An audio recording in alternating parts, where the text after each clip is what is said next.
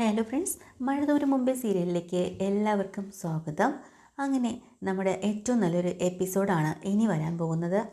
നമ്മുടെ അലീനയെ ശരിക്കും വീട്ടിലുള്ള എല്ലാവരും സംശയിക്കുന്നുണ്ട് കേട്ടോ.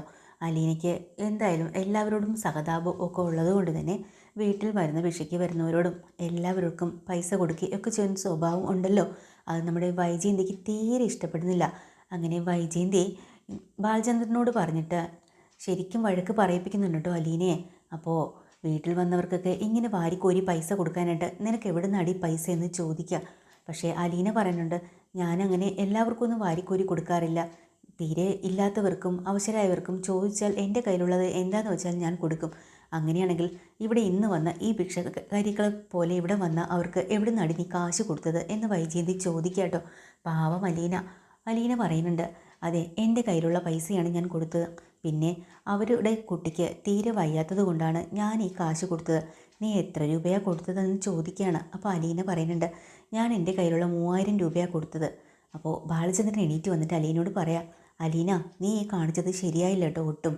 പിന്നെ എത്രയൊക്കെ കാശ് ഇല്ലെന്ന് പറഞ്ഞാലും നമ്മൾ 3000 രൂപയൊക്കെ വന്ന് ചോദിക്കുന്നവർക്ക് കൊടുക്കുമോ? അതും ഒട്ടും പരിചയമില്ലാത്തവർക്ക്. പിന്നെ ഇവരാരാ, എന്താ, എങ്ങനെയുള്ളവരാ, പറ്റിപ്പാണോ, ഒന്നും മനസ്സിലാക്കാതെയാണോ നീ ഇങ്ങനെ പൈസ വാരി കൊടുക്കുന്നത്? അപ്പോൾ അലീന വീണ്ടും പറയാ, സാർ, അത് ഞാനങ്ങനെ പറ്റിക്കപ്പെടാറില്ല. കാരണം ഇവിടെ വന്ന ആ സ്ത്രീ തന്നെ അവരുടെ കുഞ്ഞിൻ്റെ ഹോസ്പിറ്റലിലെ സർട്ടിഫിക്കറ്റും ഒക്കെ എന്നെ കാണിച്ചിരുന്നു. അതിൻ്റെ ഓപ്പറേഷൻ ഡേറ്റ് വരെ അതിനകത്തുണ്ടായിരുന്നു. അങ്ങനെ ഒരു വിശ്വാസമുള്ളതുകൊണ്ടാണ് ഞാൻ അവർക്ക് പൈസ കൊടുത്തത്. എന്നാലും 3000 രൂപയ്ക്ക് കൊടുക്കുകയെന്ന് വെച്ചാൽ ആരായാലും അത്രയും കൊടുക്കത്തില്ല. അപ്പോൾ അലീനയല്ലേ ആള്? അലീന പറയാ, പക്ഷേ ഞാൻ കൊടുക്കും സാർ. കാരണം ആ കുട്ടിയുടെ ഒരു ഓപ്പറേഷന് വേണ്ടിയിട്ടാണ്.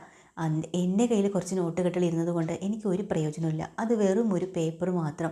പക്ഷേ അത് ഞാൻ ആ കുട്ടിക്ക് കൊടുത്തപ്പോൾ അതിൻ്റെ ജീവനാണ് രക്ഷപ്പെട്ടത്. അതിന് പകരമായിട്ട് ആ കുട്ടിയെ എനിക്ക് തന്നത് എന്താണെന്നറിയോ? കുറച്ച് മിഠായികളാണ്. എൻ്റെ കയ്യിലിരിക്കുന്ന ഈ മിഠായികൾ മാത്രം മതി എനിക്ക് മനസ്സിന് സന്തോഷം തരാൻ എന്നൊക്കെ ഇങ്ങനെ അലീന പറയാട്ടോ. പക്ഷേ വൈജയന്തിക്കാണെങ്കിൽ ശരിക്കും ദേഷ്യം വന്നിട്ട് വയ്യ. അവരങ്ങനെ വിടുന്നില്ല. ബാലചന്ദ്രൻ പറയാ, ഇനി അവളെ വഴക്ക് പറഞ്ഞത് മതി, നീ അവളെ വെറുതെ വിട്. അങ്ങനെ അലീന മുത്തശ്ശിയുടെ റൂമിലേക്ക് കയറി പോവാണ്. പക്ഷേ വൈജയന്തി ബാലചന്ദ്രനോട് പറയാ, ഇവള് പേരും കള്ളിയാണ്. ഇവള് എന്തൊക്കെയാണ് കാട്ടിക്കൂട്ടുന്നറിയോ? ഒരാഴ്ചയ്ക്ക് മുന്നേ തന്നെ നിങ്ങളുടെ കയ്യിൽ നിന്ന് 1-2 തവണ പേഴ്സിൽ നിന്ന് പൈസ കാണാതെ പോയില്ലേ?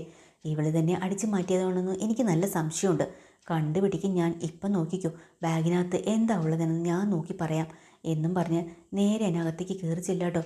പാവം അലീനയാണെങ്കിൽ റൂമിനല്ല ബാത്റൂമിലേക്ക് കയറിയ സമയം നോക്കിയിട്ടാണ് ഇങ്ങനെ ചെയ്യുന്നത്.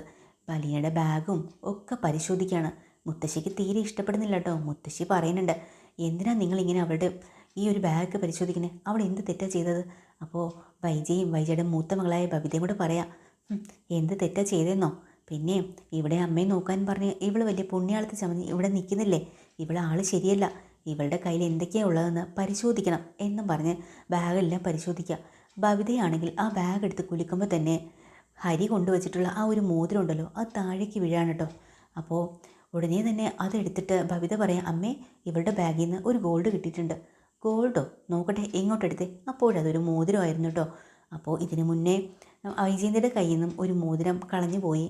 അല്ല, അത് എവിടെയോ ഒളിപ്പിച്ച് വച്ചു. പേഴ്സിലിരുന്നിട്ട് അലീനയാണ് എടുത്തതെന്ന് ഇവരെല്ലാവരും സംശയിച്ചു. അതുപോലെ തന്നെ ഇപ്പോൾ അടുത്തൊരു മോതിരമാണ് അലീനയുടെ ബാഗിൽ നിന്ന് കിട്ടുന്നത്. അപ്പോൾ ഉറപ്പായിട്ടും അലീനെ സംശയിക്കാനുള്ള കാരണമായി. ബാത്റൂമിൽ നിന്നും ഇറങ്ങി വരുന്ന അലീന ആകെ വെപ്രാളത്തിൽ ചോദിക്കുന്നുണ്ട്, എന്തിനാ ഇവിടെ എൻ്റെ ബാഗ് പരിശോധിക്കുന്നത്, എന്താ വേണ്ടതെന്ന് ചോദിക്കുമ്പോഴാണ് വൈജയന്തി ചോദിക്കുന്നുണ്ട്, ഇതെന്താ, ഇത് സ്വർണ്ണമല്ലേടി എന്ന് ചോദിക്കുക. എനിക്കറിയില്ല, ഇത് ആരുടെയാ, എന്താ എന്നൊക്കെ ഇങ്ങനെ ഒന്നും അറിയാത്ത പോലെ പാവം അലീന ചോദിക്കുകയാണ് കേട്ടോ. ആഹാ, നിനക്ക് ഇതിനെക്കുറിച്ചൊന്നും അറിയില്ല? എനിക്കറിയില്ല, ഇത് ആരുടെയെന്ന് പോലും എനിക്കറിയില്ല. പിന്നെ എങ്ങനെയാണ് നിൻ്റെ ബാഗിൽ വന്നത്? പറ, സത്യം പറയാതെ നിന്നെ ഇവിടുന്ന് ഞങ്ങൾ വിടത്തില്ല. നീ ആരുടെയോ സംഭവം മോഷ്ടിച്ചതല്ലേ? സത്യം പറഞ്ഞു. അങ്ങനെ ഒരു കള്ളത്തരം കൂടെ അലീനയുടെ തലയിൽ കെട്ടിവെക്കുക. പക്ഷേ അലീന പറയുന്നുണ്ട്, ഞാനല്ല, ഞാനിത് ചെയ്തിട്ടില്ല എന്ന്. അതിനിടയിൽ കൂടെ വൈജയന്തിയുടെ മോനും ഹരിയുടെ വാക്ക് കേട്ടിട്ട് അലീനയെ ചെറുതായിട്ട് ഒന്ന് വശത്താക്കാൻ നോക്കിയിരുന്നല്ലോ.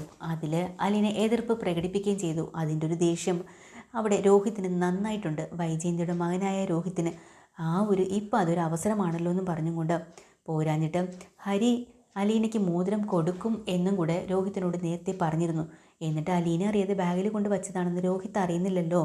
രോഹിത്ത് എന്തായാലും അലീനയ്ക്ക് ഒരു പണി കൊടുക്കാമെന്ന് പറഞ്ഞ് എല്ലാവരുടെയും മുന്നിൽ വെച്ച് അങ്ങ് വിളിച്ച് പറയുന്നുണ്ട്, ഇത് ഹരി അവൾക്ക് കൊടുത്തതാണ്, ഹരിയും അവളും തമ്മിൽ ഇഷ്ടത്തിലാണെന്നും ഒക്കെ അങ്ങ് വിളിച്ച് പറയാട്ടോ. അപ്പം തന്നെ അലീന അന്തം വിട്ട് പോവാണ്. അപ്പം അലീന പറയാണ്, ഇല്ല, എനിക്ക് അങ്ങനെ ഒരു ബന്ധവുമില്ല ആരുമായിട്ട്, നിങ്ങളങ്ങനെ തെറ്റിദ്ധരിക്കരുത്. ഞാൻ ആരുടെ കയ്യിൽ നിന്നും ഒന്നും വാങ്ങിച്ചിട്ടുമില്ല.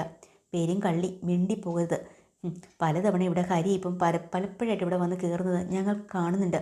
ഇന്നാളും നിൻ്റെ മുറിയിൽ നിന്ന് അവൻ ഇറങ്ങിപ്പോയത് ഞാൻ കണ്ടതല്ലേ. അന്ന് ഞാൻ ചോദിച്ചതല്ലേ നിന്നോട്, അവൻ നിന്നോട് സംസാരിച്ചോ എന്ന്. ഇല്ല, അയാൾ എന്നോടൊന്നും സംസാരിച്ചിട്ടില്ല. അയാളുടെ കയ്യിൽ ഞാനൊന്നും വാങ്ങിച്ചിട്ടില്ല. ഞാൻ അത്തരക്കാരിയല്ല, എന്നെ നിങ്ങൾ വിശ്വസിക്കണം. പക്ഷേ ഞാൻ നിങ്ങളെ വിശ്വസിക്കില്ലടി എന്ന് പറഞ്ഞിട്ട് ബാലചന്ദ്രനോട് പറയാം. അവിടെ കൈപ്പള്ളിയിലാണല്ലോ ഇവൾ ആദ്യം വന്നത്. അവിടെ വെച്ച് എന്തൊക്കെയോ ഹരിയും ഇവളും തമ്മിൽ അങ്ങോട്ടും ഇങ്ങോട്ടും കൊടുക്കൽ വാങ്ങലുകളൊക്കെ ഉണ്ടായിരുന്നു. അതാരും അറിയുന്നില്ലായിരുന്നു. ഇപ്പോഴേ രോഹിത് പറഞ്ഞാണല്ലോ സത്യാവസ്ഥ ഞങ്ങൾ അറിയുന്നത്. അതുപോലെ തന്നെ ഇവൾ ഇവിടെ വന്നപ്പോഴും മുമ്പൊക്കെ ആണെങ്കിൽ ഹരി അങ്ങനെ ഓടി ഓടി വരാറില്ല. ഇപ്പോൾ ഇടയ്ക്കിടയ്ക്ക് വരാറുണ്ട് മുത്തശ്ശിയെ കാണാനെന്നും പറഞ്ഞ്. ഇപ്പോൾ മനസ്സിലായല്ലോ അവൻ എന്തിനാ വരുന്നത്. ഇവളുമായിട്ട് എന്തോ ബന്ധം സ്ഥാപിച്ചിട്ടുണ്ട്. പിന്നെ അവൻ്റെ കയ്യിൽ നിന്നും എന്തെങ്കിലുമൊക്കെ ഇതുപോലെ പിടിച്ചു വാങ്ങാമല്ലോ. പണമായിട്ടാണെങ്കിലും സ്വർണ്ണമായിട്ടാണെങ്കിലും. ഇങ്ങനെയൊക്കെ തള്ളയും തന്തേനും ഇല്ലാതെ വളർന്നതല്ലേ. മറ്റുള്ളവരുടെ കാശ് കാണുമ്പോൾ തന്നെ മഞ്ഞളിക്കും കണ്ണ്. അതുകൊണ്ട് അവൾ അങ്ങനെയൊക്കെ ചിന്തിക്കുന്നത്. വലിയ കുടുംബത്തിലെ ചെറുപ്പക്കാരെ വഴിതെറ്റിക്കാൻ ഇതുപോലെ ചിലത് മതിയല്ലോ എന്നൊക്കെ ഇങ്ങനെ അലീനയുടെ മുഖത്ത് നോക്കി അങ്ങ് പറയാണ്ടോ. ഒരു ദാക്ഷിണ്യമില്ലാത്ത വൈജയന്തി. പക്ഷേ ബാലചന്ദ്രനും ചോദിക്കുന്നുണ്ട് ഇതിൻ്റെ സത്യാവസ്ഥ. ആർക്കും അങ്ങോട്ടും ഇങ്ങോട്ടും ഒരു വിശ്വാസവും വരുന്നില്ല. കാരണം ഈ മോതിരത്തിന് തന്നെയാണ് ഏറ്റവും വലിയ വിശ്വാസക്കുറവ് കേട്ടോ. അവസാനം അലീന പറയുന്നുണ്ട്, നിങ്ങൾ ആരും വിശ്വസിച്ചില്ലെങ്കിലും കുഴപ്പമില്ല, സത്യാവസ്ഥ എന്താണെന്ന് എനിക്കറിയാം, പിന്നെ ദൈവത്തിനും അറിയാം, എനിക്കത് മാത്രം മതി എന്ന് പറഞ്ഞ് തീരെയായിട്ട് എപ്പിസോഡ് ചെയ്തത്. പുതിയൊരു എപ്പിസോഡുമായി വീണ്ടും വരാം. ചാനൽ ഇഷ്ടപ്പെടുകയാണെങ്കിൽ ലൈക്ക് ചെയ്യുക, ഷെയർ ചെയ്യുക, പിന്നെ ഒരു കമൻറ്റോടെ ചെയ്തേക്കണേ. പുതിയൊരു എപ്പിസോഡുമായി വീണ്ടും വരാം. താങ്ക്